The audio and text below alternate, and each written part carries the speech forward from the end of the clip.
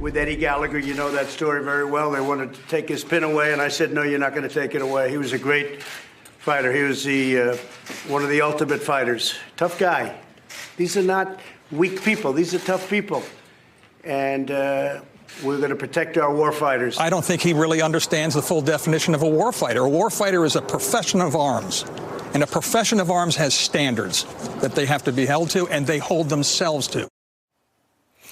Oof. Ousted Navy Secretary Richard Spencer in that second quote there, not going quietly. Speaking out for the first time since his firing over the weekend and reacting to Donald Trump's justification for not punishing Chief Petty Officer Eddie Gallagher, a Navy SEAL who was convicted of misconduct. The table's back. Jeremy, you've been talking to folks about how this is actually playing out, the rocky ripples of Donald Trump's actions. I talked to two former naval officers this afternoon, one who is a SEAL who has commanded SEALs in combat. And they made two important points, Nicole. Number one is the president has really crossed a line by reaching into the Navy and saying, I, and I alone, will determine the professional standards for the Navy SEAL community. I will decide who gets a pin. And think about the consequences, because the next time some kid in the BUDS class, in the SEAL training class, qualification class, fails his dive test, this former Navy SEAL told me, what's the president going to say? Give him a pin anyway. Or if that kid is politically connected or his defense team reaches out to the president or goes on Fox News, can the president of the United States define the professional standards for our military? If he does, that is a dangerous road to go down. And the second point, I think maybe this is more fundamental, which is this all started when the president said, we train these guys to be killers.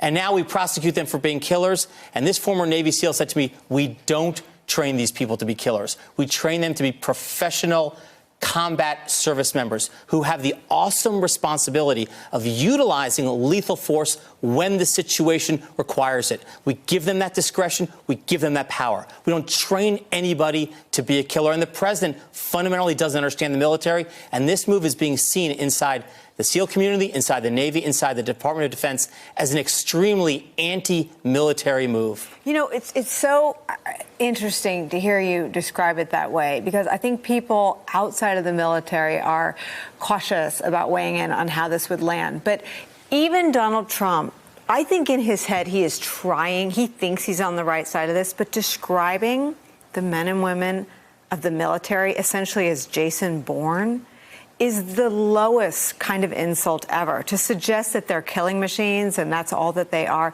is truly, I think, inadvertently, unwittingly debasing what the U.S. military actually is. And the chain of command depends on discipline. It depends on the Uniform Code of Military Justice and other forms of non-judicial punishment so that the military can discipline its own, so there can be uniformity. So they can ensure when they send people into harm's way, into the most dangerous system, they know downrange when they give an order, it will be carried out. The entire system is undone when a president reaches in and says, you're going to do it my way. The other thing that seems troubling is to sort of bypass or delegitimize or hijack the peer aspect of that. I mean, because these are men and women who on the battlefield have to trust one another and have to sort of trust the way those stories are told when they come back. This seems to really get at the very fiber of our military and our combat. Well, and also to trust their commanders. And if the commanders are telling them to act a certain way and they're working on this military code, and, you know, there are, you know, most of the military does follow that code. But the ones that don't, and the ones that, you know, you've heard President Trump in the past say, you know, oh, you know, we have too many rules about torture. We have too many other rules. What if these people that would have a tendency to get out of line say, oh, well, the president said it's okay. And, you know, I know that the president is going to have my back. And that's what's really concerning here, that I think he's inspiring the rank and file to try and be loyal to him, not to the country, not to the service and to the military. And to be fair, I mean, I think the rank and file are by and large loyal to the person atop the chain of command. But I think there is just a piece of the chaos that, and again, I think this is an instance where he doesn't know his ignorance. No, he doesn't understand what it means to be the commander-in-chief. Yeah, and I was just going to say that. He's the commander-in-chief. And I think that's probably the most disheartening part about this. I think many people expected, when it came to the military, Donald Trump would be hands off. He wouldn't touch the military.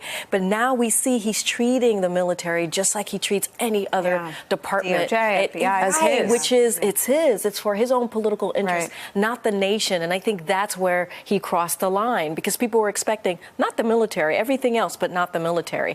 And he is the commander in chief, and look what he's doing. Hey there, I'm Chris Hayes from MSNBC. Thanks for watching MSNBC on YouTube. If you want to keep up to date with the videos we're putting out, you can click subscribe just below me, or click over on this list to see lots of other great videos.